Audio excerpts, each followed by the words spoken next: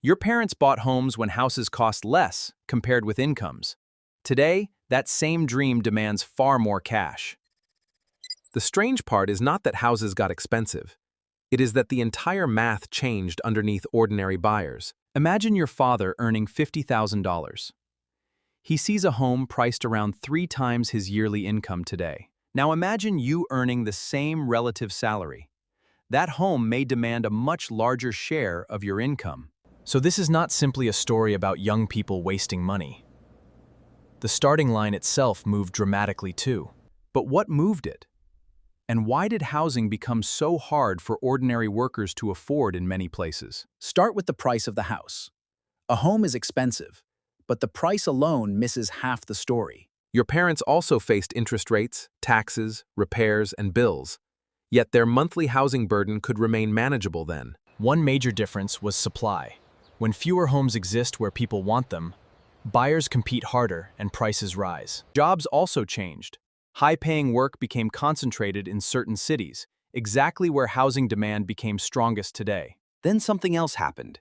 More people wanted the same limited neighborhoods, schools, jobs, and city life at once today. When demand rises faster than new homes appear, prices usually feel pressure. That pressure eventually reaches ordinary workers and buyers.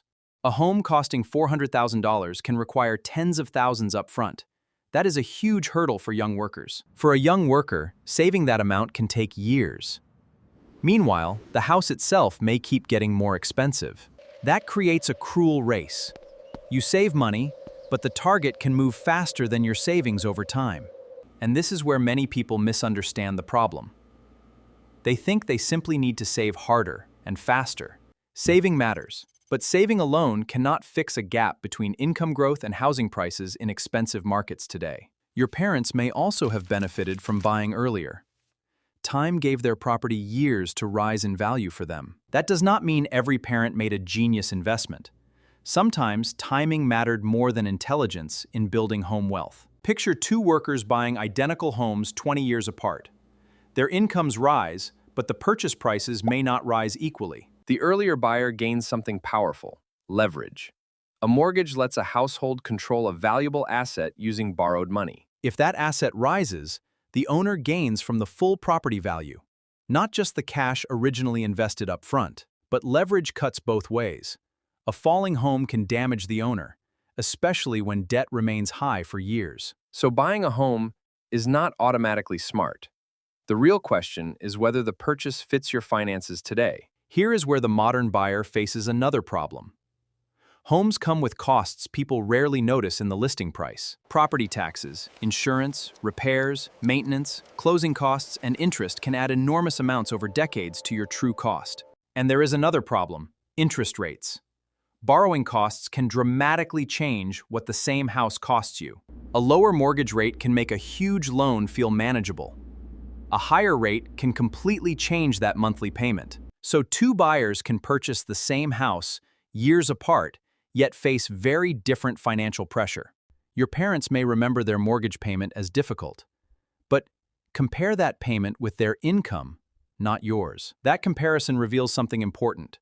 Housing affordability depends on prices, income, rates, taxes, and living costs together. Now add student debt, car payments, childcare, and healthcare costs. The modern buyer may have less room each month. When every dollar already has a job, even a small surprise can turn a tight budget into a serious problem. Imagine your roof leaks right after closing. The house may be valuable, but the repair still needs cash today. That is why financial safety comes first. Build cash reserves before stretching your budget for a bigger home. Before buying, calculate the payment after every other bill. Then ask what cash remains when life goes wrong. A home can build wealth, but putting too much money into it can leave less for savings, investing, and freedom. The goal is not simply owning a house. The goal is building a financial life where your home supports your future. The smartest buyer is not the person with the biggest house. It is the person with enough financial room to sleep peacefully. Before chasing the dream home, protect your future first. If this changed how you think about money, like and subscribe. The bigger house may look richer from outside, But the smaller home can leave you far richer behind the scenes. A beautiful house can improve your life, but only when the payment leaves enough room for everything else you value. Financial breathing room gives you options. It lets you handle setbacks, invest more, and make choices without panic. Before taking on a large payment, build a cash buffer. That reserve protects you when income suddenly stops or expenses jump. Before signing anything, ask 3 questions. Can I afford it? Can I survive setbacks? Can I still build wealth? If the numbers work only when nothing goes wrong, the house is probably too expensive for your current financial life. Real wealth often looks boring from outside. It is cash saved, debt controlled, investments growing, and choices kept open. The house should serve your financial life, not control it. That difference can shape whether you own an asset or a burden. The right home is not the most expensive you can qualify for. It is the one your finances can comfortably carry. A lender may approve a large loan because they measure risk differently. Your budget should use a much stricter test. Now stress test the plan. What happens if rates rise, income falls, or one expensive repair arrives at the worst time?